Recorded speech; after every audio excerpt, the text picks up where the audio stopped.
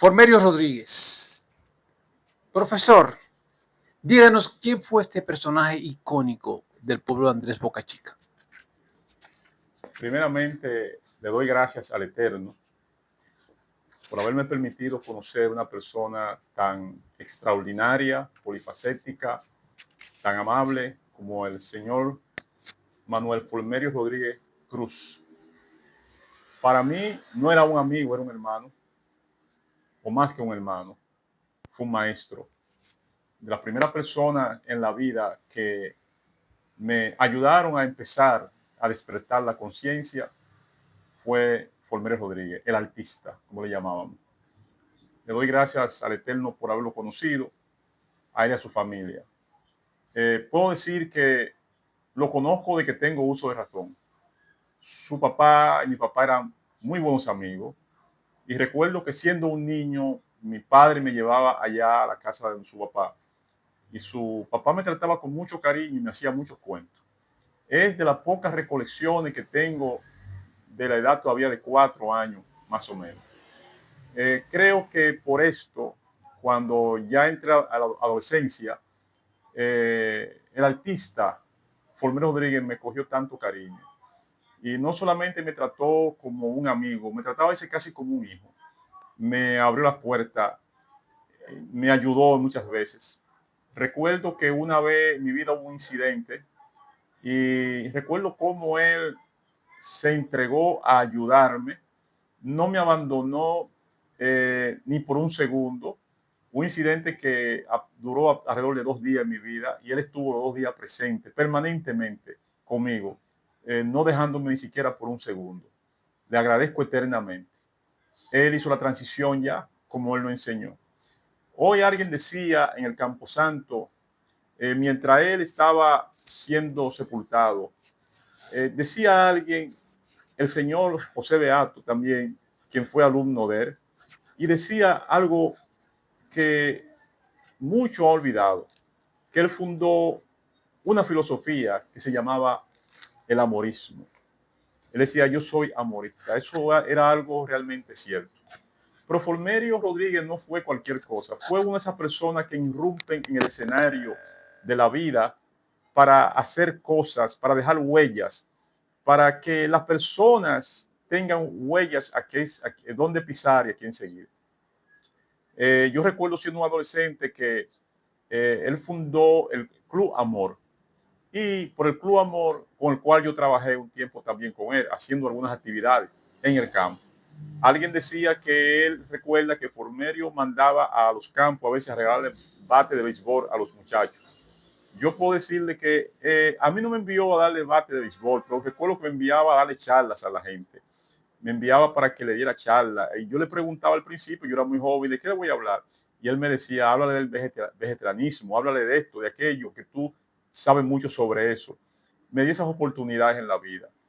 Cuando iba a hacer algunos tipos de negocios, él no era comerciante, pero para sobrevivir la gente tenía que hacer cierto tipo de negocios, todos negocios lícitos y pequeños, porque nunca fue amante del dinero.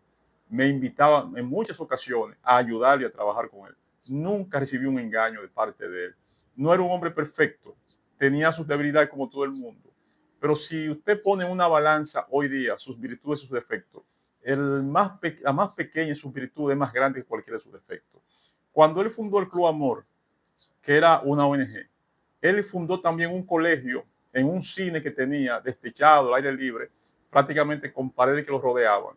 Y ese colegio era un colegio realmente que funcionaba de la siguiente manera. Las personas que iban al colegio a estudiar, los muchachos, eran niños, él reunió un grupo de profesores para que le dieran clase, pero los profesores no tenían sueldo porque no había dinero. Él le decía a las personas que pagaran 50 centavos, 50 cheles, como decíamos nosotros. Y la gente, mucho, y 50 centavos, lo que podían pagar. Lo que no podía, que fueran como quiera. Y lo que pagaban después de 6 meses, que no pagaran. Y entonces, cuando llegaba al final del mes, para pagarle a la gente era tan poquito que lo que se reunía, él lo repartía entre los profesores. Nadie nunca lo acusó de que se cogió un centavo de eso. Pero no solamente eso, le voy a decir otra cosa. Cuando llegó aquí a Boca Chica, el profesor Batista, el profesor de música, de Higüey, Romana, por ahí, Yo recuerdo que también que le abrió el cine a ellos. También le dijo, mire, venga a dar clases aquí de música, necesitamos músicos. Y de esos jóvenes que aprendieron música con él, algunos están en el extranjero, conformaron combos. Y nunca pidió una retribución a cambio, nunca pidió que se le pagara un centavo, nunca pidió que se le reconocieran estas cosas.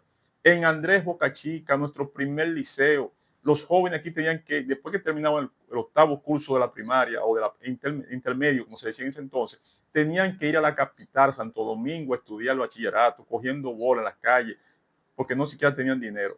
Y él, Formerio Rodríguez, junto con otro grupo de jóvenes más en esa época, de personas, como el profesor Jiménez, como el periodista Deocracio Peñas y otro grupo de personas más, emprendieron una lucha para la que se nos construyera un liceo. Y se construyó un liceo en Boca Chica.